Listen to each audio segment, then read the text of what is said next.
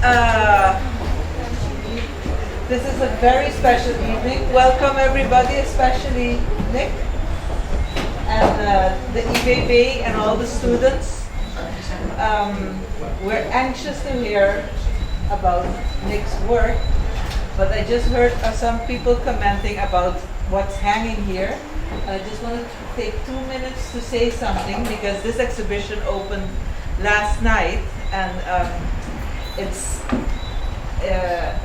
work made by Charles Eyck 60 years ago. He was on the island in 52, 53, and he's a Dutchman from Limburg. He was born in 1897 and passed in 1983, 30 years ago. And if you see these, it's Curacao, undeniably. And also, if you have a chance to walk around later, his sketches over there are also really worthwhile. And this painting will only be here today and tomorrow. This is of the collection of the Governor's Palace, and we could only borrow it for a couple of days because when they have their functions, it's in the reception hall, so it has to be there. And but the rest will stay until January, so do come back and see it also with daylight. And I'm really happy to have IBB here, so welcome. Good night, everybody. My name is Omar Kiwas. Well, on behalf of my colleagues, Chris Bloemhof and Derika, that's sitting in the back, I would like to call you welcome tonight at our lecture of Nick Whittle. I have to excuse our founders, Tirza Marta and David Bade. They're in the Netherlands right now preparing for a exhibition at the Tropen Museum. Plus Tirza is teaching in Bordeaux right now, so they can't be with us tonight. But since we're streaming it, so I'm pretty sure they're just watching it well, either now or in the morning, since it's the middle of the night here, I think. But Chris will give you a short introduction to IBB for the ones that don't know what IBB is about. And then we'll continue with Nick's lecture for tonight. Thanks again, and thank you for coming. Good evening, everybody. I'm Crystal Bongard. I'm IBB's PR. And what I can tell you about the IBB is we're basically Curaçao's Center for Contemporary Art. We give guidance to students between approximately the ages of 16 and 26 to 27 to prepare themselves for a further study in the creative field or at the art academies. We mostly work with schools in the Netherlands, but we also are currently doing exchange programs in the region like Jamaica, Martinique, Barbados, St. Vincent, etc. to acquire knowledge about schools in the neighborhood so we can in the future send students close to home. What else I can say about IBB is that the students that come pay a monthly fee. And we also always have, friends of the IBB Fund, because we are an institution that is only funded by the Netherlands, by the Mondrian Fonds and Stichting Doen. So if anyone is interested to become one of IBB's friends, please come to me after the event and I will give you some information. Also, we are open from Mondays, from Monday to Friday, from 11 in the morning to 6 p.m. So you're more than welcome to come visit us and learn more about the IBB. What's also important to say is that the IBB also has a Fabrica, which is the part that handles and guides the students that have finished the IBB 2-year orientation course and have successfully been accepted to the art academies. And for example, we have MJ. She's excusing herself to the side tonight because she's not feeling so well. But she's here, and I encourage you all after Nick's presentation to talk to her, ask her questions, since she's seen the whole process of the IBB and she's now back doing her first residency at the IBB. For more information on that, you can check out after the event as well. Without further ado, I would like to introduce Nick Whittle, and thank you all, and please enjoy it. Good evening.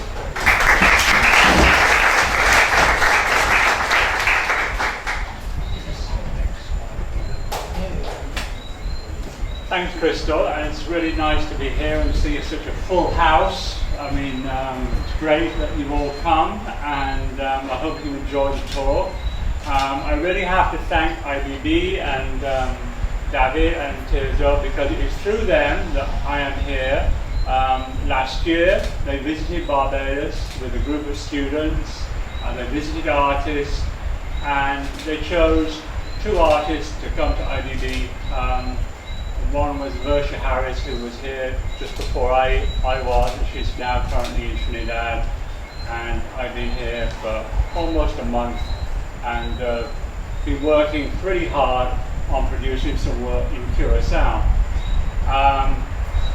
I was born in the UK a long time ago, and I moved to the Caribbean in 1979, so I've been living in the Caribbean for about 35 years. And so in Barbados, unless you're born there, I don't know if it's like this in Curacao, unless you're born there, you are not a Bajan, as we say. Barbadians are called Bajans. So unless you're born there, you're always someone from away rather than from the place.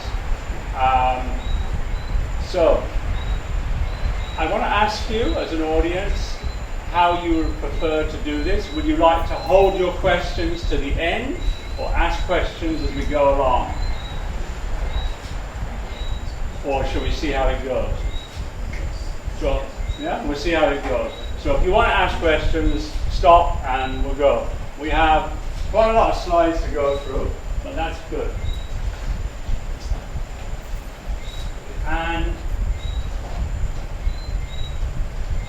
I wanted to start with two quotations actually, and if you want to look at the work I've been doing on Curacao afterwards, you can. It's on a blog, and you can go and look at the work, and I'm sure you can get the blog address from Crystal. It's linked to the IBB website. There are 2 quotes. There was this quote, it's on the website, because I thought it says something for us all as artists or whatever. It was written by an art critic called Lucy Lippard in 1965, and she was writing a catalogue essay for a man called Tom Doyle, who now is insignificant, but his wife is much more significant now, called Eva Hess. And she wrote, "Sometimes it is good for an American artist to get out of America." And I think that applies to us all, that, you know, wherever we are home, it's good to get away and see things from a new perspective, and to see things without the influences of where you have been living for all your life or whatever. So for me, it's a good thing to get out of Barbados for a month, to be able to work somewhere else and see what happens. And as Barbados and Curacao are both islands, and I was born in the UK, which is also an island, although a much bigger island, there was this quotation which I find has influenced my work. It's by this man called Kenneth White. And he said, "There are ways of feeling and thinking that are inspired and conditioned by the fact of long-term living on an ocean edge." And I think that's very true of my work and how I relate to my work. And maybe you think it's true living in Curacao, that it's affected your way of feeling and thinking. So, the first work I want to talk about is from 2009. So that's the earliest work that I'm going to talk about. And this work is called Big Fish. And it was done for an exhibition in Barbados called the Black Diaspora. And it's a series of monoprints. Each one is like a diary entry. And the monoprint is a very simple, basic form of printing. I'll explain it briefly for those that are not familiar with it. And the way that I do it is basically inking up a sheet of glass, a little bit bigger than this, rectangle, square more or less in that sense. Inking up with some ink, not too much, laying the paper on it, and then drawing on the paper. And where you've drawn or scratched, it leaves a mark. And it's a one-off method. You can't do 10 prints or 5 prints. You can only do 1 print, and then it's unique. You can't do it. And of course, once you're used to it, you can make mistakes happen that you like bits of smudging and stuff like that around it. So each one is like a diary entry. And these triangles are mirrors. And the mirrors are set there to engage with the audience. So the audience, when looking at it, will see themselves in the work, or they will see a crowd reflected in the work. And the work is basically monoprints. There are bits of collage here and in this one, but basically they're all flat prints. And they're really influenced by what we call a stream of consciousness, in terms of made famous by Virginia Woolf and her writing, and are very much connected with dreams, with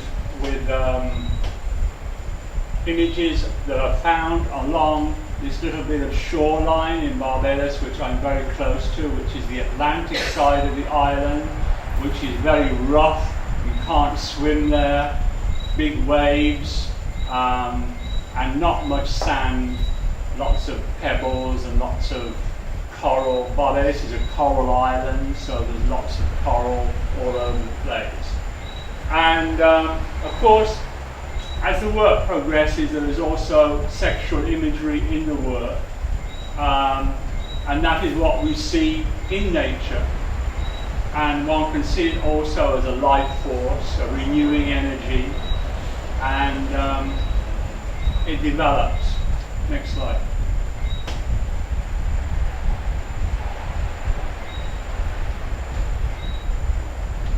This was done in Helsinki, in Finland, in 2009, in the springtime, and it's actually called Spring X in English. I won't do the Finnish, and it's basically also monoprints with a diamond mirror, collage, and it's my height, a little bit taller than I am, and I decided to strap it to a tree in the springtime and observe people going by. And I was asked by several people to leave it there, and part of me wanted to do that. I thought it'd be nice to leave it there. Trouble is, the snow and the rain would soon destroy it, and I was trying to rationalize in my head whether I would like that to happen and document it being destroyed. But I'm someone who finds it difficult to work somewhere else. I really have to force myself. And so I decided this is one of the first works that I did outside of Barbados for a long time. And so I decided I would keep it. But it also links to when I left the UK in 1979.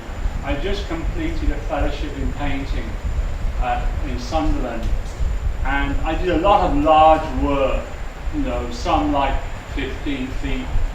And when I moved to Barbados, I had to leave it or destroy it because I couldn't ship it. I didn't have enough money. And in Barbados for a long time I worked very small, because I was afraid of being in that situation again, of having to leave my work or destroy my work. I'm a bit more okay with that now. So, but then I was a bit more precious about it. So I still had some of those feelings in this one. And I like very much how it fits into the landscape. This is the frozen sea, the lake in Finland, where I was just behind where I was staying.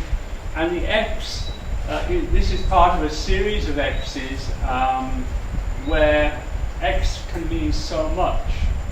X can be X marks the spot, as we would say, or the chromosome X, or a deletion, crossing out, a marker. It can be so many different things. And I found that very interesting. Next slide. This one is called Glasgow Suite, and it was done in 2010, and it was done in Glasgow, in Scotland, in the UK. And this is going back to working as monoprints. They are very much inspired by nature and the landscape and the moon. And again, you can see kind of sexual imagery or sexual energy in the work. I very much like the kind of smudginess that is in them, which, you know, I did about 10, 15 of these, and these are the ones that I kind of mounted together in this sequence. They're about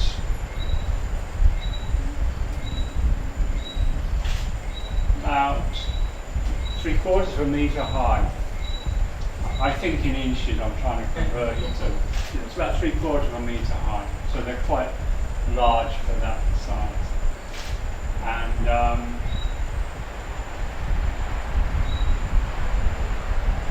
okay, next slide.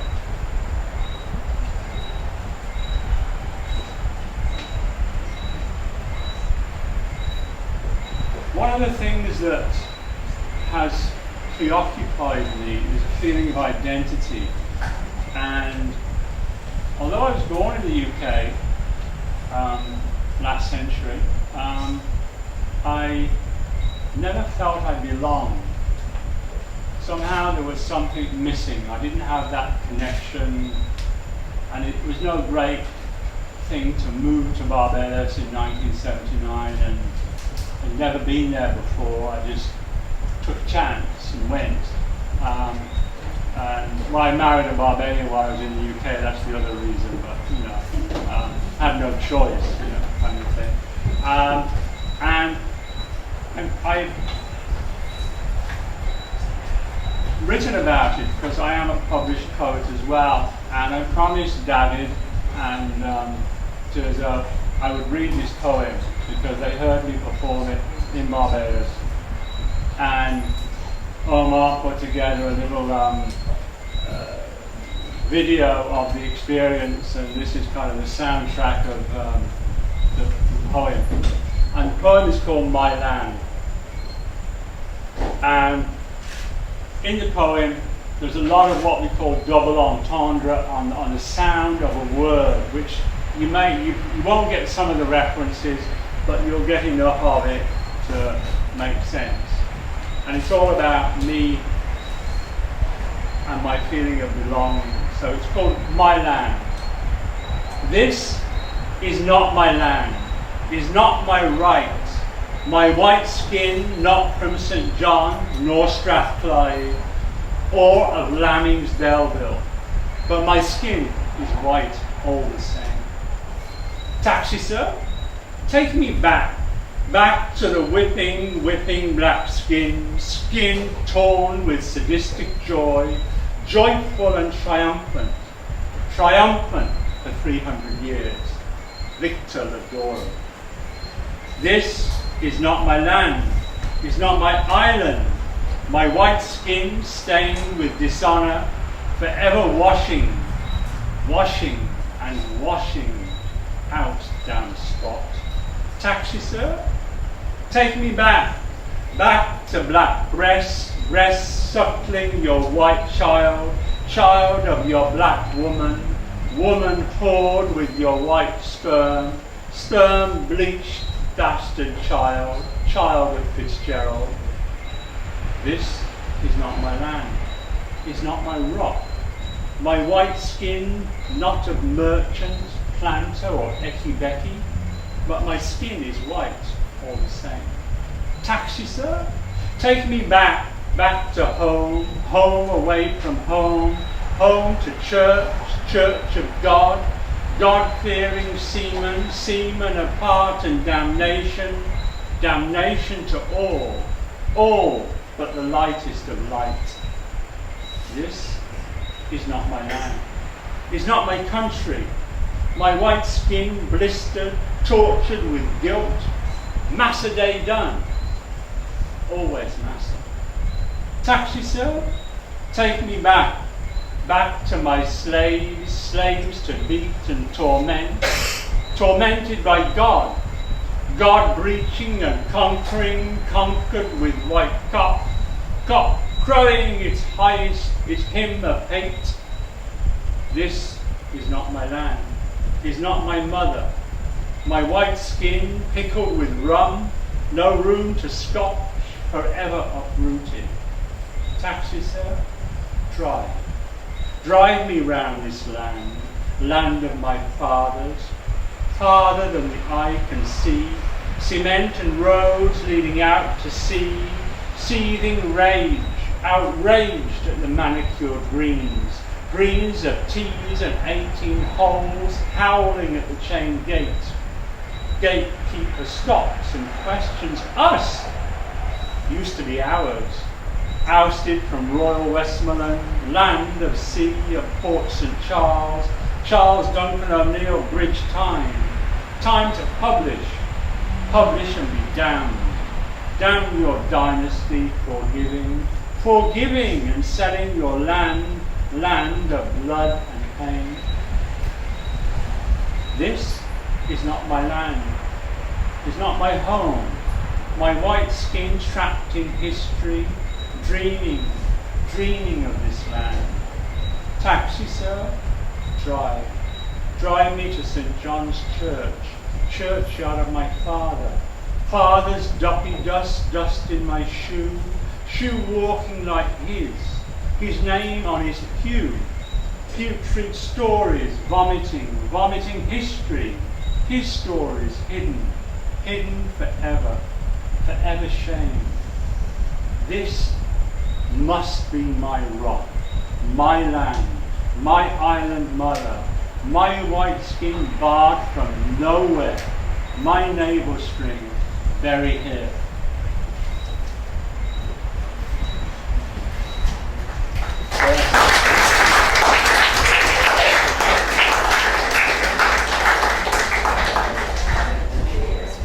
So, there's a lot in there to think about. And this piece is not an illustration to that, but it's like all the work. It is a kind of exploration of belonging, where I am, and it's called Open-Ended. It was done in 2010, and it was done on a residency I did at the Vermont Artist Studio in the United States. Again, it was a month, and it was the most liberating experience because most artists in the Caribbean, they do their work at home, they find a room and they work in that room, and sometimes it's not very big, and suddenly you have a huge space, just like IBB, this huge space you can work. So this work is like 5 meters wide. And as you can see, this goes down to the floor, so it's quite high up. And we have 2 mirrors, a square mirror here and a square mirror here. You can see that one is reflecting the floor out of there.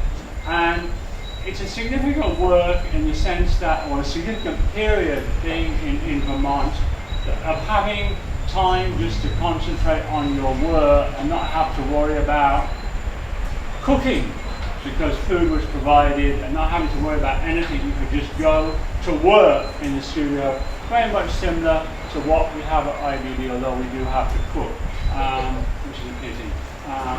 But there you go. So you have this kind of almost 24-hour time to work, and as an artist, that's what you want. You want to work all the time. And it started out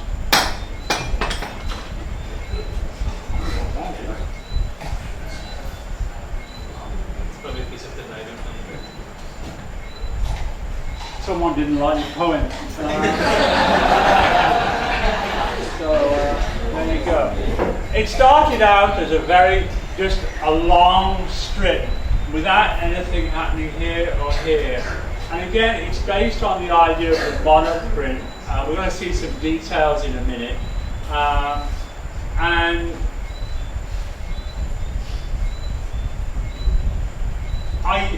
thinking more of a narrative, and this became kind of a significant work in the sense that it was a kind of dialogue with myself about what was more important, the dialogue, what was more important, the narrative or the aesthetic. Because it was a real struggle. There was a story. The story is very much linked like Big Fish, the first one. It is kind of like each rectangle is a diary element. There are traces back to childhood, little boy here, little toy airplane. There are all the usual kind of sort of imagery in the work. But then I thought about expanding it and then trying to choose colours and shapes that started to make it work for me as a kind of more aesthetic way. And almost we can get the next slide. Yeah. No, go back to that. Sorry. Go back to that. Sorry. Yeah. I thought I had some details of this one, but not this one. And this piece actually sticks out vertically, and it is very much about a journey that is ongoing. And like in all my work, there is the mixture of words as well as imagery, visual imagery, symbols. Next slide. And for the first time in Vermont, I actually started to kind of do drawings in terms of preparation for work or trying out ideas for the small monoprints. And these were just charcoal drawings and collage. The boats are significant because it was the first time I did these origami boats. And I had to ask these other residents how to do them because I didn't do them in childhood, so I had no idea how to make them, but I knew I wanted these little boats. And then I forgot about them. For years, I forgot about this was 2010. I forgot about them until last year, in 2012, the beginning of this year. I remembered them, and you'll see why I'm telling you this. Because they lay dormant in my imagination, these boats. And later on, you'll understand why. Next slide.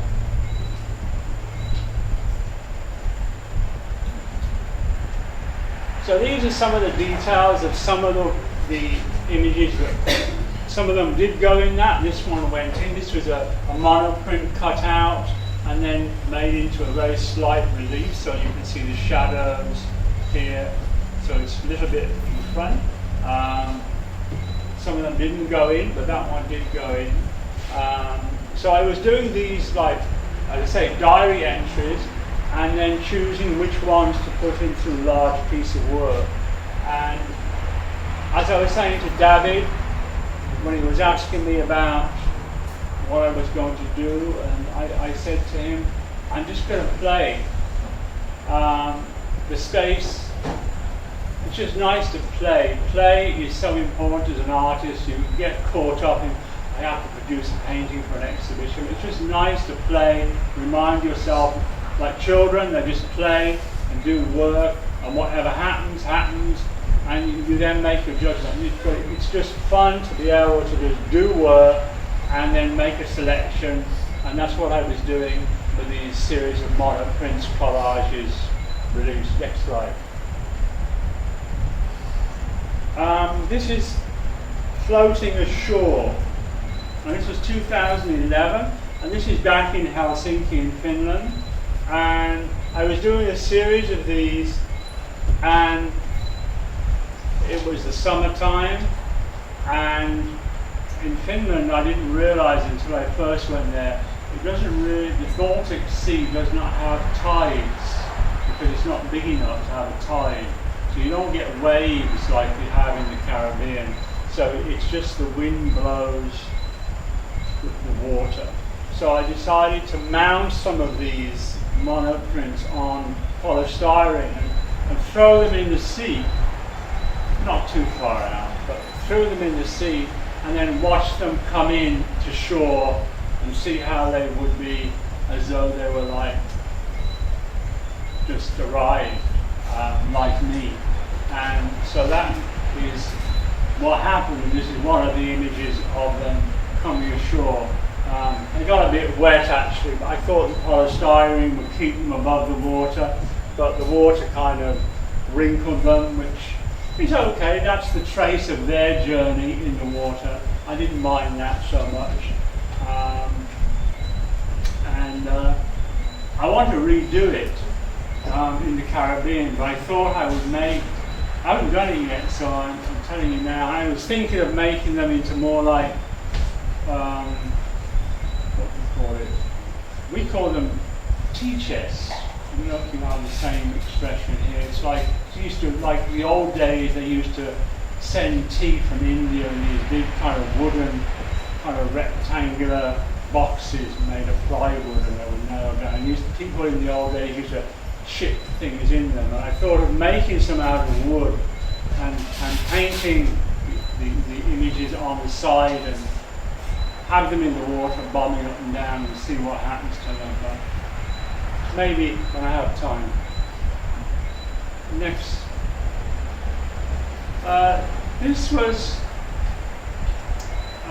This is the work, and there's some little kind of toy cat, I think, there, Crystal. Is it a cat? I think it is a cat. Yes. It's not Bully though, but there's a cat there. And it's the subject of this work is called The Last Of, and it's taken from a painting in Birmingham City Art Gallery in the UK, and that's where I grew up, in Birmingham. Terrible place. It was bombed during the war, and it was, when I grew up, there was not much culturally going on. It's a lot better now, but that's how it was. Anyway, it has this very famous collection of pre-Raphaelite paintings, and there was this painting called The Last of England, and it resonated with me, not feeling that I belonged there. So I made this. Actually, it was from the Central Bank of Barbados. They're things they send. They have money made in money sent from wherever they have money made, and I got some from the Central Bank and made it look like a boat. This is the bow of a boat, and the same is on the other side. And it has some animals that you might be taking with you when you move. And inside the box are secret things that no one knows except me inside.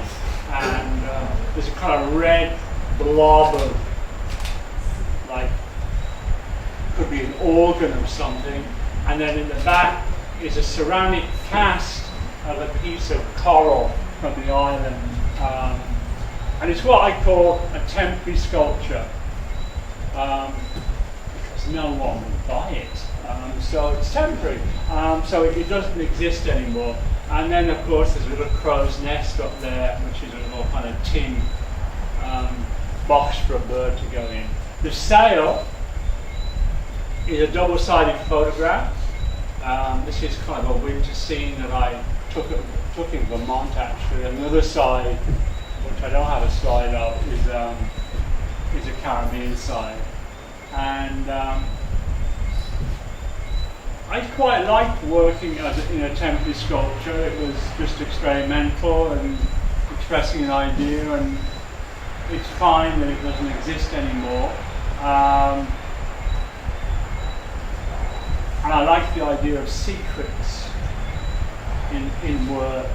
In there are secrets in there, and of course in all the work there are secrets I'm not going to tell you about, because an artist never tells everything about the work. It leaves something for you to put into it.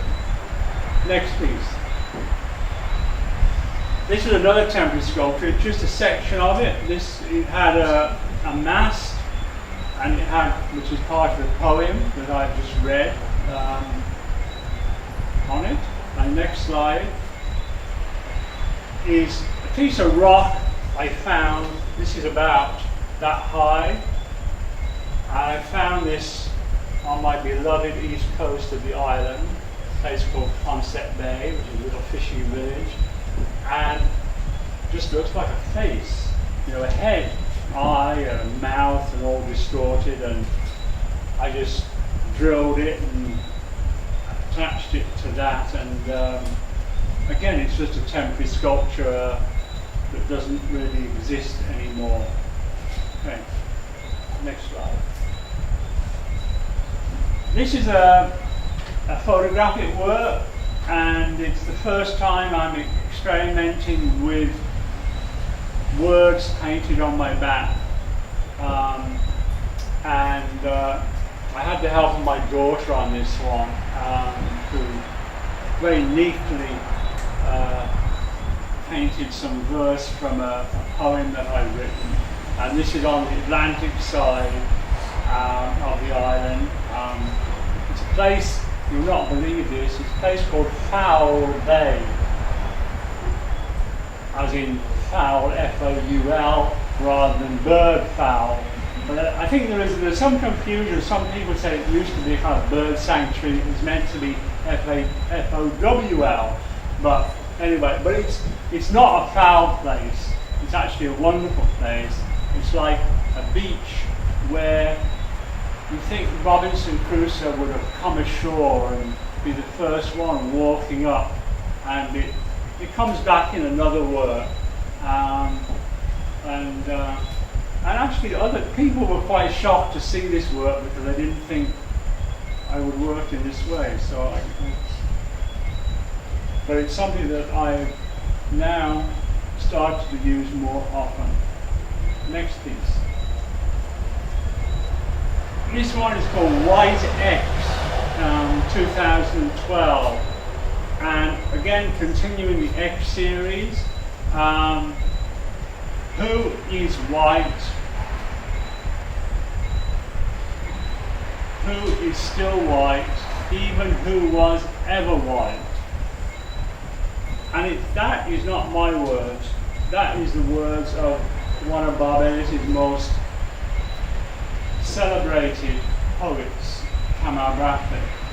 And he's now in his 80s, I think. People remember him for his famous Arrivants, but this was much later work. And it is all about identity, about race.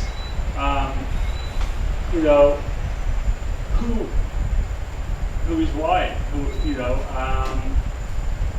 In Barbados we have people who think they're white, but they're suddenly not white, because everyone, small island, everyone is connected somehow, and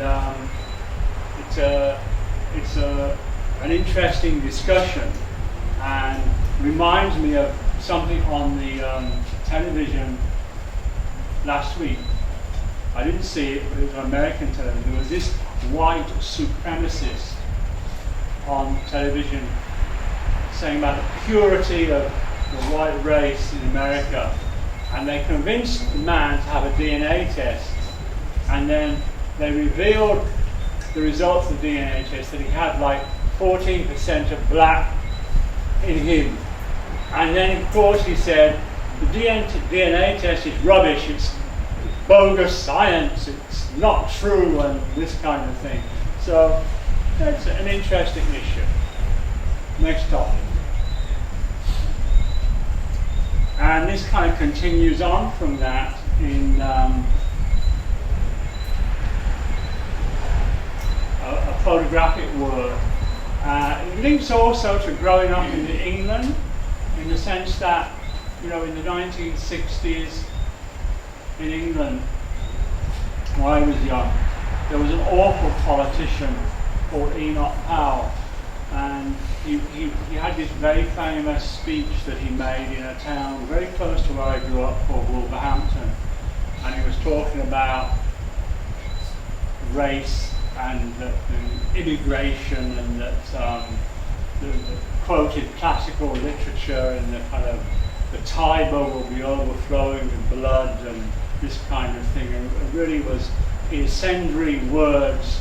And there were signs in windows around in the 60s, all over the UK, especially in London, and so they would have no Irish, no Irish, no blacks, no dogs, and you would see that, you know, people renting rooms, you know, in the time they would have that in the window, and so that also, you know, something I was aware of, and I decided to play with that in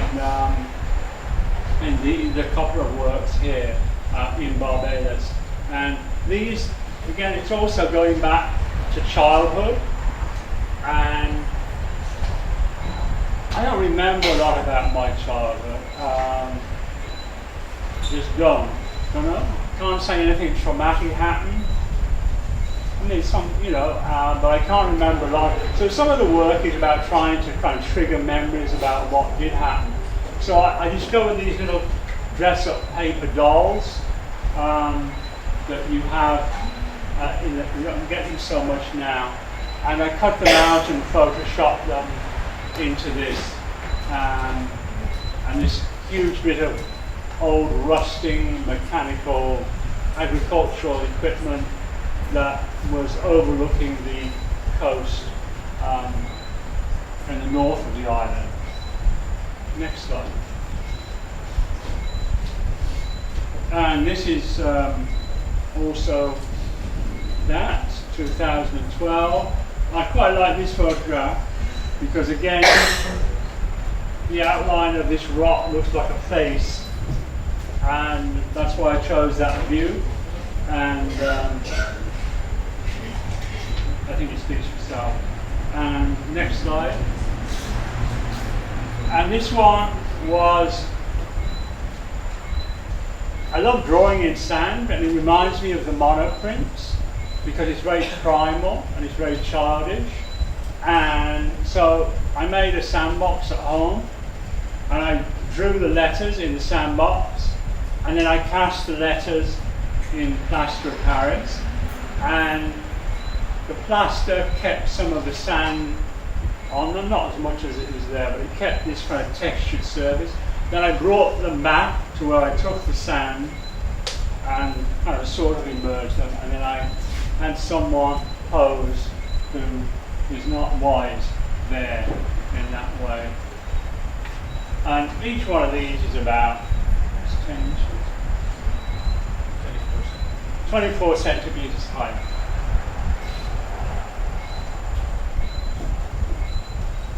And the next slide. Okay, I'm going to read another poem because this is what this poem is what this work. There's a series of photographs, and I'm going to show you a film, which is, these are some of the stills from the film. So perhaps while I'm reading it, you can just go through the slides. One, yeah. It's called Innocence. It's not as long as the last one, so don't worry. It's called, every morning I stand before you, agonizing and conflicted, fighting your hypnotic charms, while the gentle sun caresses my skin. Like no lover I have known, and veils of lace crisscross my feet. Every morning I stand before you as a young boy, reciting silently, Lamb of God who takes away the sins of the world, grant us peace. But innocence, in an instant, was interrupted, and faith in your omnipotence ran from my veins. Every morning I stand before Atlantic, demanding forgiveness and peace. In her presence I feel a lightness, a broadening smile, and a joy rising inside. I know this state of grace. It will be fleeting and have nothing to do with him. But sometimes I sense an angel's wing fluttering.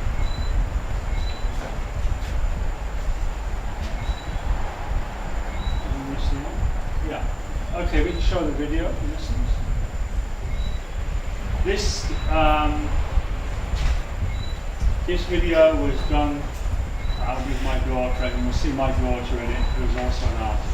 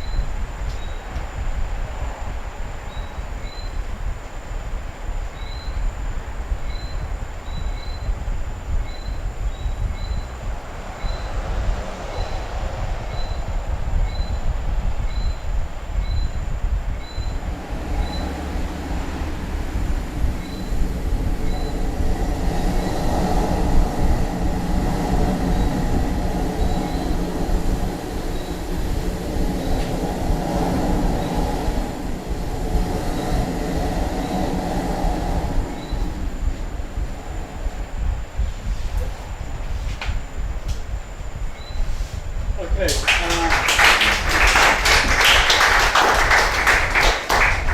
That was my first exploration in video and all that it entails, acting and that kind of thing. And I think one of the interesting things in it was for me that it has kind of enriched my my work and my thinking about my work. The poem and the work, I think, are in a way kind of a remembrance of childhood, and they are also to do with, I don't know if I want to use the word exorcism, but people who are brought up Catholics, who no longer believe, they're always Catholic. You can't, in other words, it's famous, in English there's this famous thing, you know, even a Catholic who doesn't believe, you can't get the Catholicism out of them, it's always there. So I think that's kind of how I am a bit with it. The other interesting thing in the work, I like the idea that the words were really hard to get off. We've used this kind of quite waxy makeup paint, and I like the idea that you really had to scrub to get it off. The one I use in later ones comes off very easily, but this one you really had to scrub, and it was really, I like that. I think it fitted well in with the story. Okay.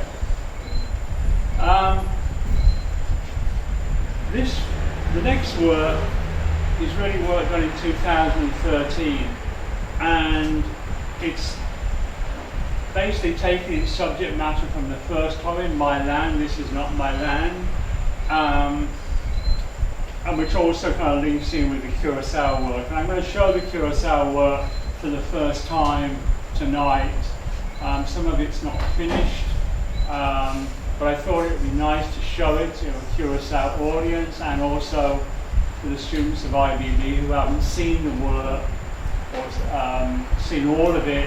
It'll be a chance for them to see some completed work and some work that is still a work in progress.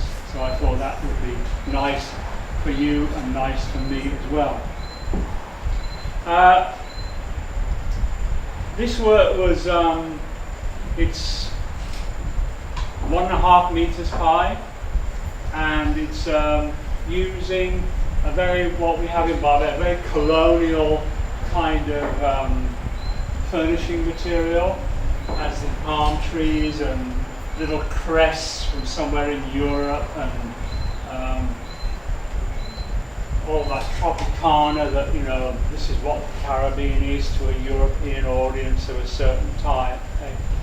And I use it basically as a pinboard almost for collage material. So there is an image that you've seen already of, this was Atlantic with the poem written on. I had this beautiful cut-out paper that I discovered somewhere. I think it was in Finland actually, which comes off here. It's all very neatly cut, and I like the idea that it's created this veil over everything on this side. And so I made this subconscious jump to have the Harlequin in a boat with these spirals coming off in that way. And this was the first work of a series that I think is finished actually. I don't think I'm going to do this series anymore. That I had to choose work to go to Carifesta in Suriname earlier this year. This one didn't go to Suriname, but the other ones did later. But we can see some details of this one. Next slide. Here you can see the intricacy of this paper cutout. Okay, I wish I could claim credit for cutting it out, but I didn't. Next slide. And there's the Harlequin doll. can see a bit of the kind of words coming up there.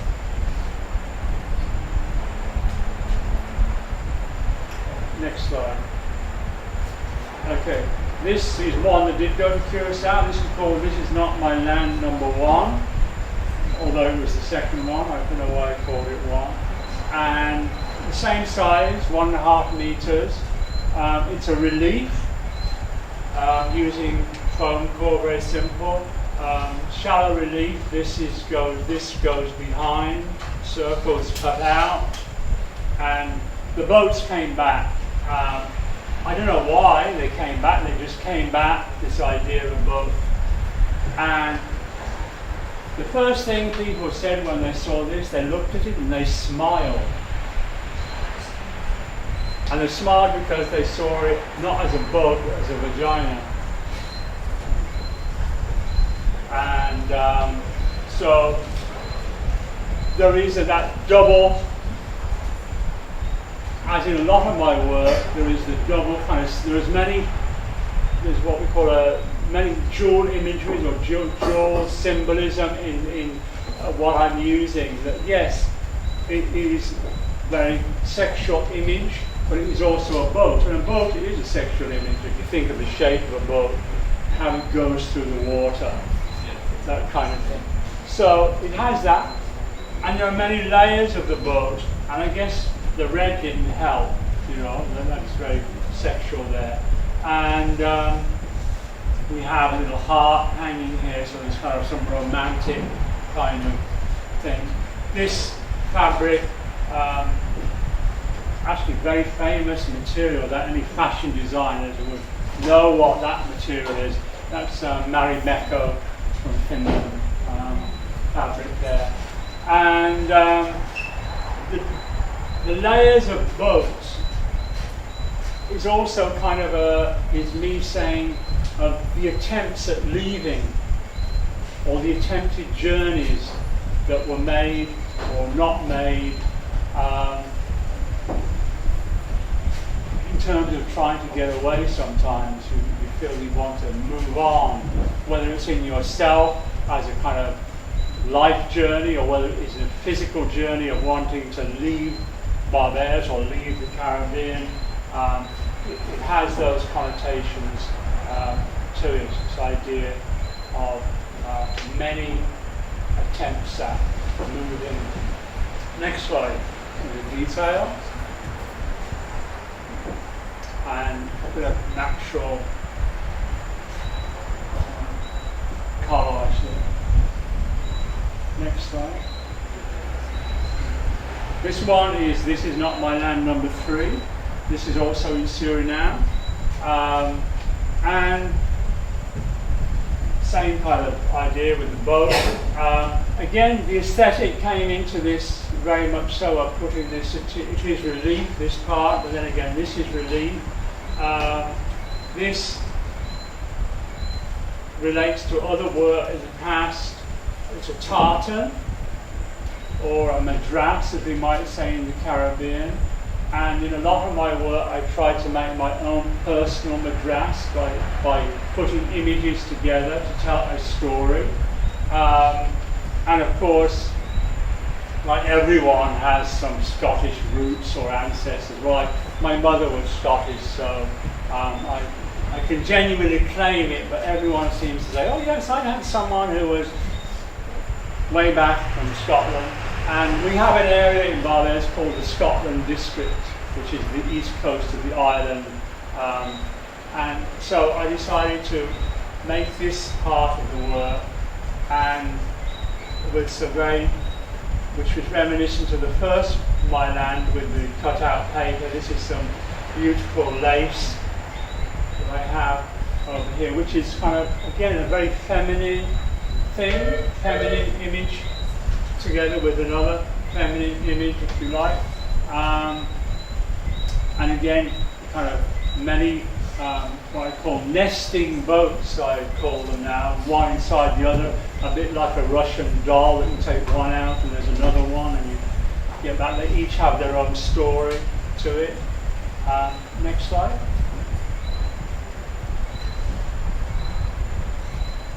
And with these, I was also thinking maybe the photograph can be the work.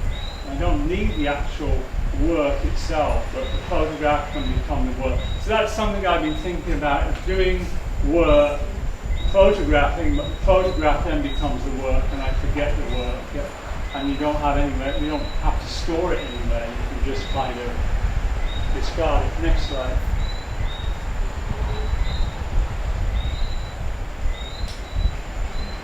Okay, next slide. This one did not go to Carifesto. This was done when I came back. Barbadian flag up there. So this is not my land.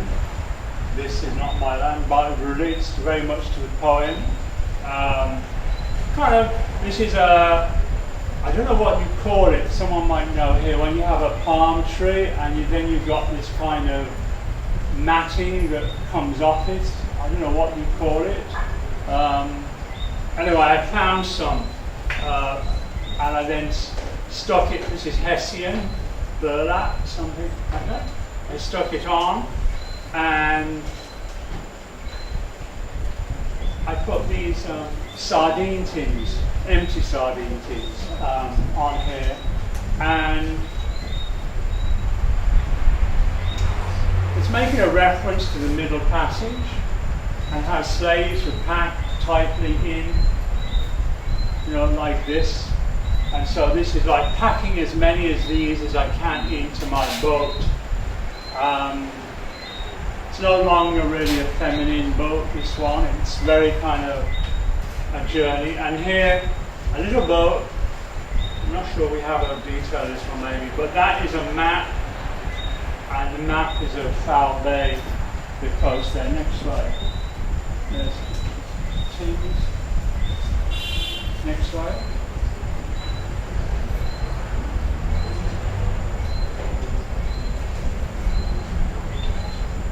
And you might be able to see it has bay, Foul Bay, that is, and that's the coast and whatever. What was interesting in Barbados was basically a sugar plantation. Originally it was a forested island, lots of mahogany trees, there were only a few left. Someone was telling me Curacao was like that, there used to be lots of mahogany trees. And the British, in their fashion, decided they would cut down the trees, build with it, and then the island became a factory. It was the jewel of the Caribbean, made England very wealthy with its sugar. And when the slaves were freed, the slaves went by the coast, because you couldn't grow anything by the coast. Ironically, the most expensive part of the island now. So the descendants, if you drive around some parts of Barbados, you'll see a little wooden house on the coast, and it's worth $2 million. Not the house itself, but the land that it stands on. So it's very interesting. Next slide. There you go. Okay. Welcome to Curacao. This is one of 4 works done in this way. I very much was interested in the so-called Holland African print, which these are from Ackerman. Been to Ackerman must be a dozen times since being here, trying to choose cloth that was these so-called African prints, and produced my boats out of Curacao newspaper, and very much nesting the boats. And for me, the newspaper is significant in many different ways, but it is a way of ostracizing me because I don't speak the language. Therefore, I'm even more an outsider because it won't let me in. So that is one part of it. As I said, the interesting thing is these prints of the cloth. You know, you see people in Africa who wear this cloth, and it's called African cloth, but it's actually Dutch cloth printed from Africa kind of thing. So that's kind of very interesting. And in this one, there is a doll that I wrapped up in. First of all, it was wrapped up in white bandage, and then I didn't like that, and I then wrapped it up with bits of the cloth that I used in the work. So there was a kind of figure in there. It's a female figure, but it doesn't matter that it's a female figure. It could be a male figure, and it links to the Harlequin in the other one. Next slide. There's some details. This is one on its own. This is kind of, and in these I was playing with this one. I mean, again, you have the very tight nesting. I can't even think how many boats are in here, which is kind of linking to, again, the same middle passage of a boat with all this tight fitting cargo in the boat, but also it's talking about different journeys that one could make or haven't made in one's life.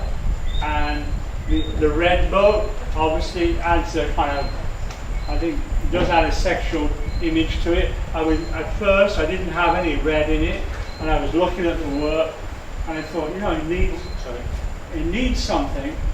And so I then made, just from a purely aesthetic point, I just made the red boat and put it in and thought, yeah, I like that like that. So there it is. Next slide. Actually, I think this is my favourite one of these. I just love this material. And they didn't have much of this material left, which is unfortunate. So this one, again, just playing around with the boats, composition, small. Next slide. And these works were being done at the same time as I was making very large ones that I could lie down in. And we're going to see those shortly. So these were going on at the same time. When I did the residency, I knew I was coming on the residency, and it was the same when I did Vermont in 2010. I didn't go with any idea what I was going to do. And when I taught to residents in Vermont, because at Vermont there are about 25, 30 residents, it's the biggest residency program I think in the United States, they said, you're an idiot. You know, you should come with an idea and then just do it. And I said to myself, no, that's not me. Why go somewhere with your idea all worked out? You might as well stay at home and do it. There's no point going. Because you want somehow for the place to influence what you're doing. So I had no idea really what I was going to do when I came here.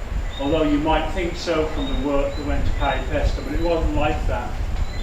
And it was only in doing these boats that suddenly the idea came to do the large boats, which you're going to see in a bit. Next slide.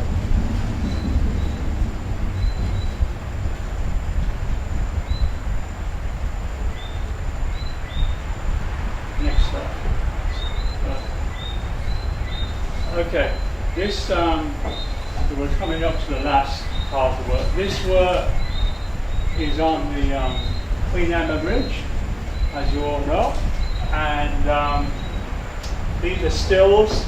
There is a film. It was filmed. Omar filmed it for me. Crystal took the photograph. So without them, it would never have happened. So I'm greatly indebted to them for doing this. And well, maybe you just play through some of them, not, you know, and we can see it happening. Here I am walking, the only man on the bridge without a t-shirt on. It was very hot, those boards, my feet burned. Here's some security giving me the eye. And here's the boats.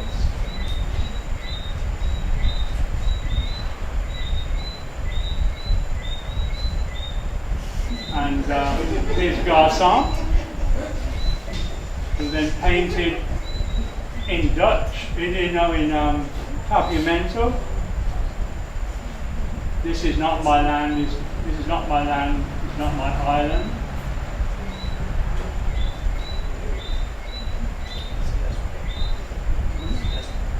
Alright, and now we're going to show the little clip of me disappearing into the crowd, going back.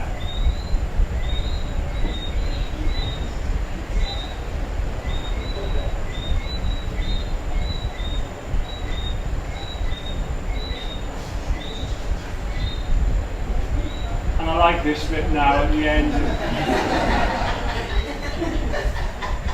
Like that. So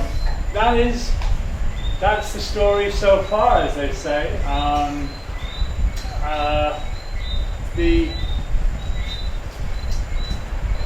had no idea this is what I was going to do. It came up. It's still a work in progress. These boats will stay as part of the IBB. David, he wanted, I think, the boats and in the studio. There is a large 9-meter length of Ackerman material, not any of the ones we had there with the 3 boats, and they can get some prints of these, and I think have an exhibition in December. So please go and have a look and see what it looks like there.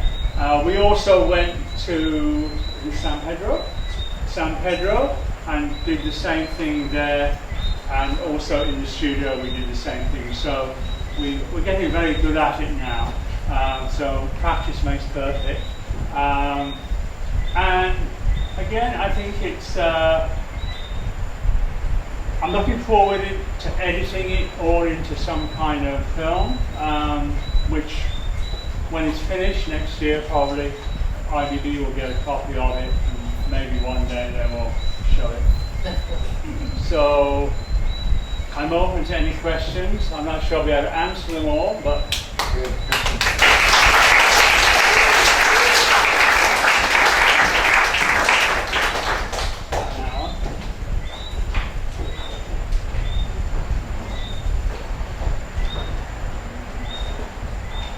Any questions, ladies and gentlemen? I'm alright, I'm going to sit down now.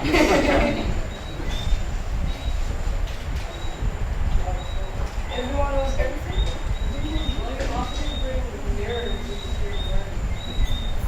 Michelle, can you say it louder? You often bring mirrors into your work, and I wonder why that is. The mirrors? Yeah. The mirrors really are a device to try and force the viewer into the work. So when the viewer's looking at the work, they usually can't avoid being in the work. So it's kind of, in a way, I think it links in with some of the, now that I'm doing film, I'm doing some video, when you have a mirror in a work, you stand in front of it looking at the work, you're going to see yourself or part of yourself in the work. And I like that engagement. It's a pity that when you take photographs of the work, if you leave the mirrors in, it kind of people then think, well, you actually painted that little bit, but it looks so damn good, there's a mirror there with a reflection. And that's why I took them out, because I didn't want that. So really, it's just about engaging an audience, and I like the chance element. You don't know what's going to appear in the work, or who is going to appear in the work, and if it's in a gallery and there's something opposite, it might be interesting to see that reflected in the work. So it's a way of having chance. And the work itself, the modern prints that are with the mirrored pieces, and I explained how the monoprint was done, but there is always chance in a monoprint. You can never be sure it's going to come out exactly how you want it. Sometimes it doesn't and you throw it away, but sometimes you do it and say, hey, I really like that, I really like that, and you didn't plan it. It just came out that way. It's chance, or divine intervention if you believe, but it's something that happened and you can make use of it. And it's what artists do all the time. You know, something happens, you do a piece of work and you do something in it, and when you step back from it, you suddenly say, wow, I didn't think of that. Oh, and then you then kind of look at your work in a different way, and you then start to make other decisions in the work, and then something else happens that you didn't think would happen, and so that's how the journey goes on. You have to embrace chance. And you know, some artists do it deliberately, whereas some artists, and especially musical composers like John Cage and other people, they use the I Ching, which is an oriental way of chance, or they throw dice, you know, to decide whether to do whatever it is they're going to do. So, you know, some people, you know, engage chance, or the surrealists with their automatic writing, you know. So all artists want to get chance. William Burroughs, an American writer, he used to cut up lines of writing and then drop them haphazardly and stick them down, and that was it, you know. But it's a good question, thank you.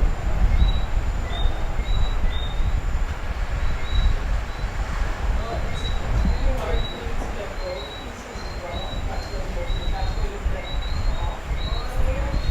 So how do you cope with that? We can't hear you, Michelle.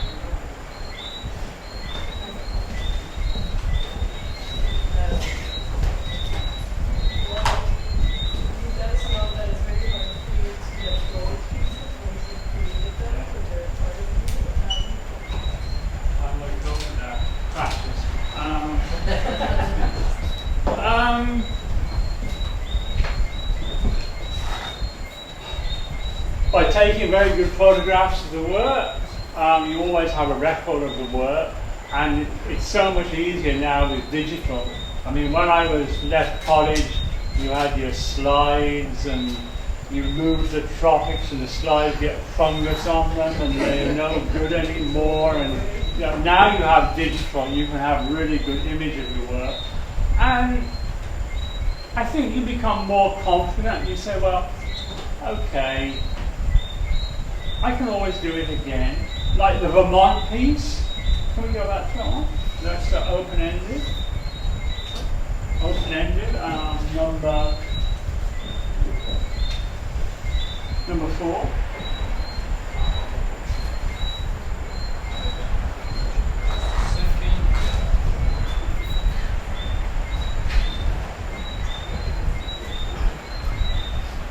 Yeah.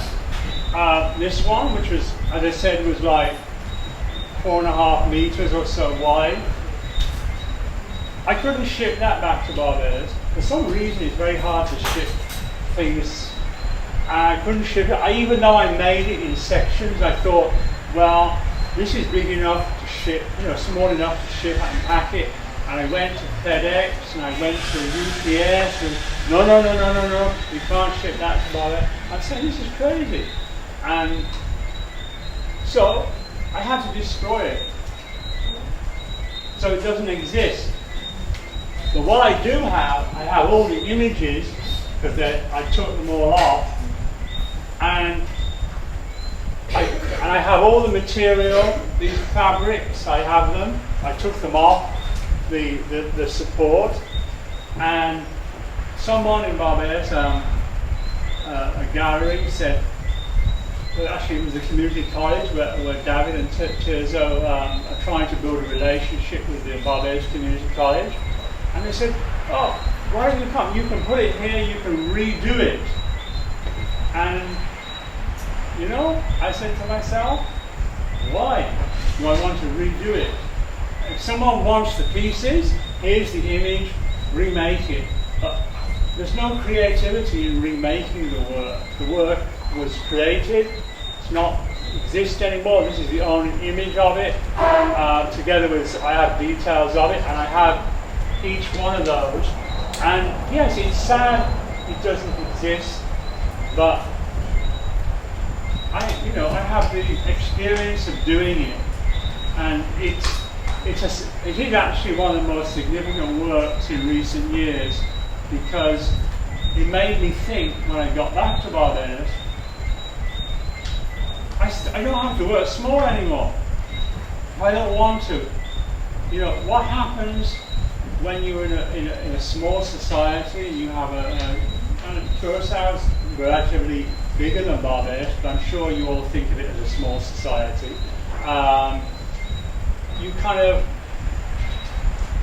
without being aware of it, you censor yourself. You censor yourself. You may not censor yourself in the image, but you censor yourself in this side. Oh, I can't do that. No one's going to show that, blah, blah. And you make compromises. But when you're doing the residency in Vermont, and to a certain extent doing the one at IBB, gives you that freedom to kind of remind yourself, hey, I don't have to. I can still do the work big. If I choose to do a big work, I can do a big work. Okay, it may not last, it may be temporary, but I can record it, and I have the experience of it, and those that see the work have the experience, and the work can live on by people telling others about the work. So I think one just has to grow into not having all your work, having to destroy or leave behind or whatever. I think you just have to, let it grow inside you. I mean, it's important not to feel too precious about work sometimes. I don't know if that answers your question. Yeah. In the first place, thank you for a very nice presentation. Concerning the poem on your back, this is not my land. Yeah. I suggest that for the time you are in Curaçao, you go, this is my land. You are sitting on the bridge, in the boat, in a fetal position, and standing up and mingling with the crowd is like being born from a vagina. You were born in Curaçao. That's an interesting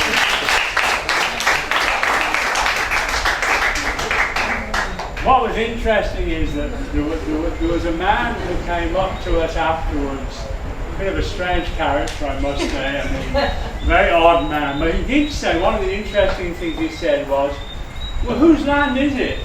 And it also raises that question, okay, this is not my land. And you can say, well, whose is this land? Whose is it? And he was going on about, well, this, I think, so many countries in the Caribbean have a kind of very mixed relationship with their European colonists or former colonists. Or you have a very different relationship with the Netherlands than, say, Barbados, which is totally independent, although the Queen is still Queen of Barbados. But we don't have the same kind of connection. Whereas Martinique has a very different connection even than Curaçao. In Martinique they have euros, and it's France after all, Parlez-vous français, and there you go. So I think we all have that very love-hate relationship with our former colonial powers and this kind of. But yeah, so that's the other question: is whose land is it? Does it belong to anyone? Whose land is it? But thank you, yeah. Ladies and gentlemen, Nick Whittle.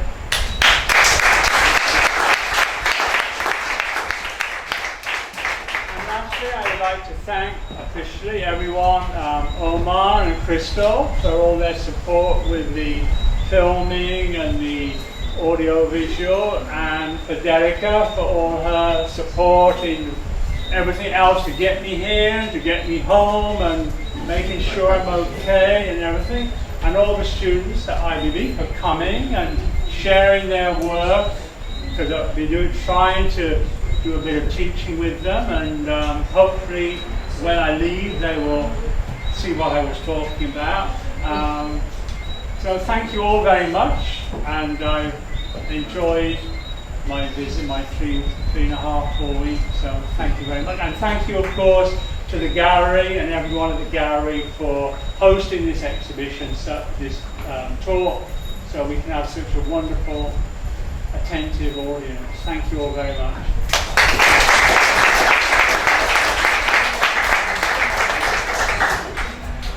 Thank you from me and the IBB team as well, everybody.